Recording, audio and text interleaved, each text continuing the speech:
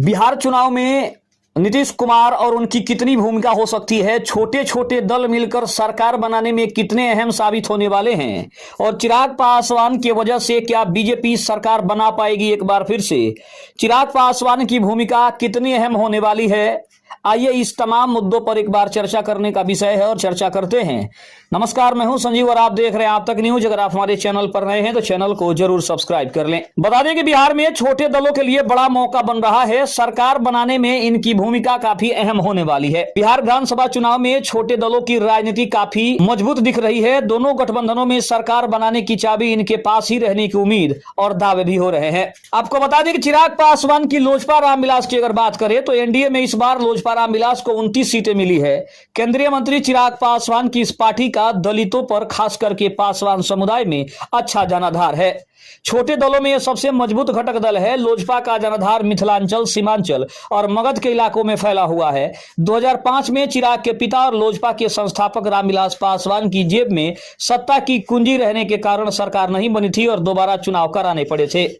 2020 के विधानसभा चुनाव में चिराग पासवान की पार्टी लोजपा रामविलास को लगभग 5.6% वोट मिले थे।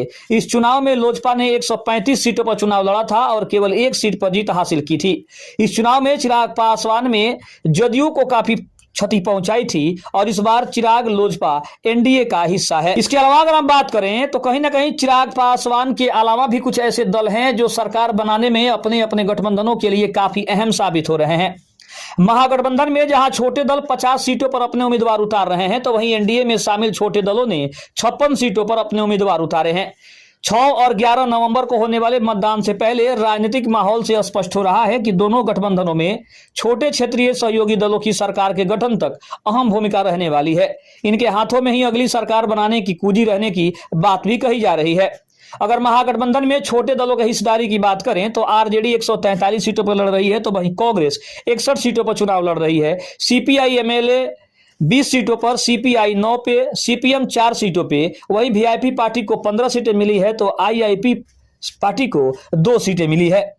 अगर हम एनडीए में बात करें तो एनडीए में छोटे दलों की जो हिस्सेदारी है वो भाजपा 101 सीट पर, वहीं जनता दल यूनाइटेड 101 सीट पर, लोजपा रामविलास 29 सीटों पर, वीआईपी सीट जो है वो 6 सीटों पर और इसके अलावा अगर हम बात करें तो हिंदुस्तान अवाम मोर्चा 6 पे और आरएलएम 6 सीटों पर चुनाव लड़ने का काम कर रही है। अगर हम वीआईपी की बात करें तो वीआईपी को 15 सीटें मिली है, वो महागठबंधन की तरफ से मिली है।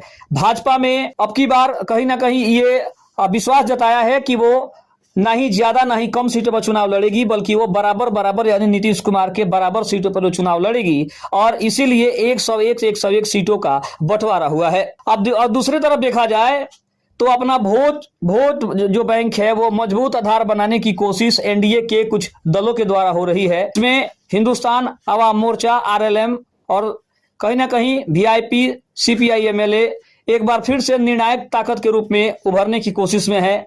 पटना पर किसका राज होगा यह कुछ हजार वोटों से भी तय हो सकता है। बिहार में इन छोटे दलों का अपना वोट बैंक और जनाधार है। उनकी अपने अपने इलाकों में जातीय मतदाता समूहों में गहरी पैठ है। एनडीए में जीतन राम मांझी की हिंदुस्तानी अवाम मोर्चा, उपेंद्र कुशवाहा की राष्ट्रीय लोक मोर्चा और महागठबंधन में मुकेश सहनी की विकासशील इंसान पार्टी जैसी छोटी पार्टियां अपने खास जातिगत वोट बैंक के दम पर नतीजों को प्रभावित कर सकती है।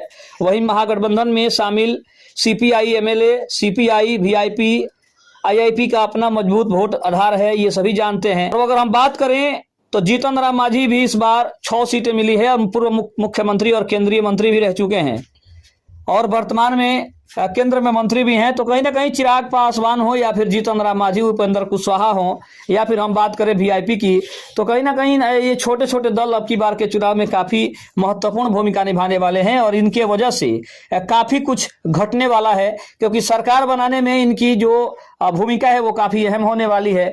और इसी को देखते हुए कोई भी चाहे वो महागठबंधन की बात करें या फिर हम एनडीए की बात करें, ये कोई भी जो गठबंधन है ये अपने छोटे छोटे दलों को छोड़ना नहीं चाहता है और उन्हें किसी भी तरह से मनाकर चुनाव लड़ने की जो कोशिश है वो कहीं ना कहीं ये दिखा रही है कि ये छोटे दल काफी ज्यादा सरकार बनाने में अहम भूमिका निभा सकते हैं और अगर ये सरकार के साथ न रहें, ये गठबंधन के साथ न रहें तो ये काफी बड़ा अंतर पैदा कर सकते हैं।